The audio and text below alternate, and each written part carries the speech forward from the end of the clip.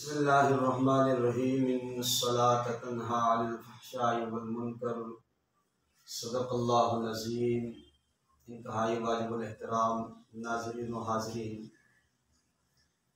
कुरान करीम के अंदर अल्लाह रब्बुल इज़्ज़त ने इस आयत के अंदर फरमाया कि बेशक नमाज रोकती है बेहयाई से और नाशाइस्ता हरकतों से। यानी जो कुरान करीम के अंदर नमाज का फ़लसफ़ा हम पर फ़र्ज़ फरमाया, अल्लाह रब्बुल इज़्ज़त ने लाजिम कर दिया, उस नमाज पढ़ने का असर इंसान की ज़िंदगी में क्या पड़ेगा उसकी तरफ इशारा कर दिया कि नमाज रोकती है बेहयाई से, गुनाहों से और नाशाइस्ता हरकतों से। लेकिन यहाँ मामला इसके ख़िलाफ़ हमें नज़र आता है तो लोगों के अंदर इश्कालात पैदा होते हैं, जन्म लेते हैं। बहैसियत मुसलमान हमारा ये अक़ीदा और नज़रिया है कि रब कायनात का इरशाद नऊज़ु बिल्लाह सुम्मा नऊज़ु बिल्लाह कभी गलत नहीं हो सकता। जब अल्लाह के कलाम के अंदर ये फरमाया गया कि बेशक नमाज रोकती है बेहयाई से, गुनाहों से, नाशाइस्ता हरकतों से, तो यकीनन ये नमाज रोकती है। हम अपने मुआशरे के अंदर देखते हैं बहुत से लोग 5 वक्त की नमाज़ पढ़ते हैं, गुनाहों से बाज नहीं आते। 5 वक्त के नमाजी भी हैं, झूठ और फ़रेब उनकी आदत बन चुकी। 5 वक्त की नमाज भी पढ़ते हैं, सूदी कारोबार भी करते हैं, झूठ भी बोलते हैं, बुहतान तराशी भी करते हैं, हर तरह के गुनाहों में वो मुलविस पाए जाते हैं।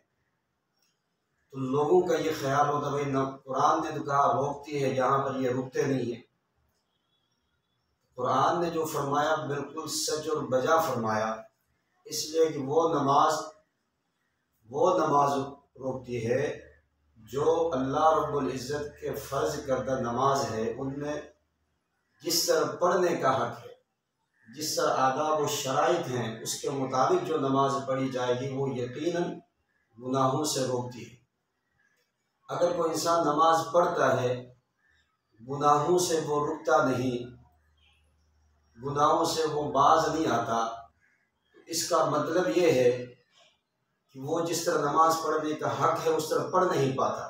नमाज के अंदर फ़राइज़ हैं, वाजिबात हैं, फिर नमाज से पहले की चीज़ें हैं, हलाल ग़िज़ा का खाना, हलाल लिबास का इस्तेमाल करना, ये तमाम वो चीज़ें हैं। फिर खुशू और खुज़ू नमाज के अंदर है, पूरी तवज्जो के साथ सिर्फ नमाज में खड़े होने के बाद अल्लाह से रब्ता हो, मखलूक से रब्ता ख़त्म कर दिया जाए। जब आदाब और शराइत के साथ नमाज पढ़ी जाती है तो वो नमाज आपको मुझे गुनाहों से रोकती है, इसमें कोई शक नहीं।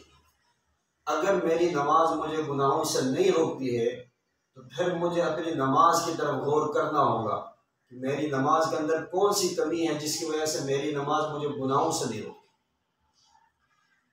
तो अल्लाह रब्बुल इज़्ज़त की ज़ात से दुआ है कि अल्लाह रब्बुल इज़्ज़त हमें ऐसी नमाज पढ़ने की तौफ़ीक़ अता फ़रमाए जो हमें गुनाहों से और नाशाइस्ता हरकतों से रोके।